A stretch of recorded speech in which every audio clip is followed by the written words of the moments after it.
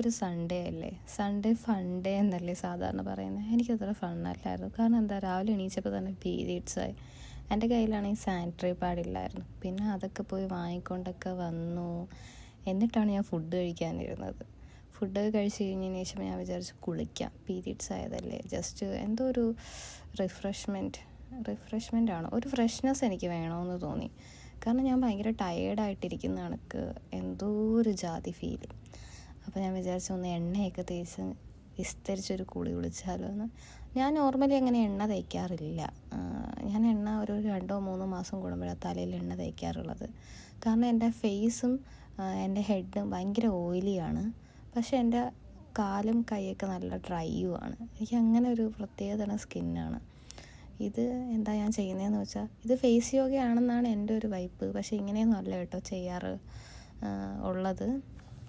ഇതിൽ എന്തൊക്കെയോ മിസ്റ്റേക്ക് ഉണ്ട് ഞാൻ ചെയ്യുന്നതിൽ. പക്ഷേ ഞാൻ മാക്സിമം എല്ലാ ദിവസവും മിസ്റ്റേക്ക് ആണെങ്കിലും എന്തെങ്കിലുമൊക്കെ ചെയ്യാൻ ശ്രമിക്കും.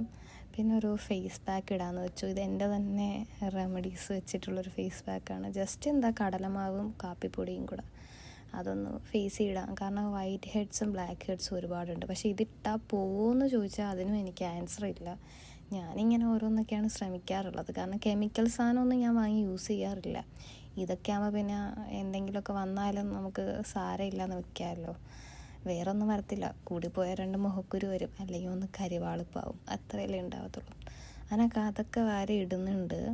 ഇത് നല്ലതാണ് സാധാരണ. കാരണം എനിക്ക് കുറേ വൈറ്റ് ഹെഡ്സും ബ്ലാക്ക് ഹെഡ്സും പോണതൊക്കെ എനിക്ക് തോന്നിയിട്ടുണ്ട്. ചിലപ്പം വേറെ ആർക്കെങ്കിലും വർക്കാവുമെന്ന് ചോദിച്ചാൽ അതും അറിയാൻ വയ്യ. പക്ഷേ ഞാനൊരു വെള്ള ടീഷർട്ട് ഇട്ടിട്ടാണ് ഇത് വാരി മുഖത്തിടുന്നതെന്ന് ഞാൻ ഈ വീഡിയോ കണ്ടപ്പോഴാണ് ആലോചിക്കുന്നത്. പിന്നെ നേരെ പോയി കുളിച്ചിട്ട് വന്നിട്ട് എൻ്റെ മുഖത്ത് എന്തോ ഒരു ക്ഷീണം ഞാൻ കാണുന്നുണ്ട്. പിന്നെ അത് കഴിഞ്ഞ് ഉച്ചയ്ക്കായപ്പോൾ ഞാനൊന്ന് ഡ്രസ്സൊക്കെ മാറി ഒരുങ്ങി. കാരണം എന്താ, ഇന്നലെ ഒരു സിനിമയ്ക്ക് ബുക്ക് ചെയ്തിരുന്നു. അപ്പോൾ ആ സിനിമയ്ക്ക് പോകണമല്ലോ, അതുകൊണ്ടാണ് സിനിമയ്ക്ക് പോകാമെന്ന് വിചാരിച്ചാൽ. ഏത് സിനിമയെന്ന് ചോദിച്ചാൽ സൂര്യയുടെ സിനിമയാണ്. എന്തോ വിശ്വനാഥൻ ആൻഡ് സൺസ്. ഞങ്ങളെവിടെയാണ്, കോഴിക്കോട് കൈരളി, ആ തിയേറ്ററിലാണ് പോയത്. പടമൊക്കെ കൊള്ളാം, ഫാമിലിക്കൊക്കെ കാണാൻ പറ്റുന്ന പടമാണ്. സാധാരണ ഒരു തമിഴ് ആക്ഷൻ മാസ് അങ്ങനത്തെ പടമൊന്നുമല്ല. കൊള്ളാം, നല്ല പടമൊക്കെ കണ്ടിട്ട് നേരെ വിചാരിച്ച് ചായ കുടിക്കാമെന്ന്.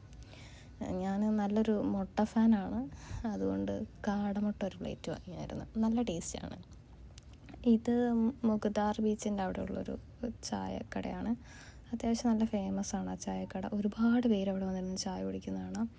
ഇത് ചായ അല്ല, ഇതെന്തോ പാൽക്കാവ, മറ്റേ ഇഞ്ചിയും മരുന്ന് ചായ ഇല്ലേ, അതാണെന്ന് തോന്നുന്നു. പിന്നെ നബിദിന ആവാൻ പോവുമല്ലേ, അപ്പോൾ അതിൻ്റെ എന്തൊക്കെയോ പരിപാടി നടക്കുന്നുണ്ടായിരുന്നു. കുറച്ച് നേരം അതൊക്കെ കണ്ടുകൊണ്ടിരുന്ന് പിന്നെ കോനാട് ബീച്ച് വരെ പോയി കുറച്ച് ബീച്ചും സൺസെറ്റൊക്കെ കണ്ട് നേരെ തിരിച്ചു വന്നു.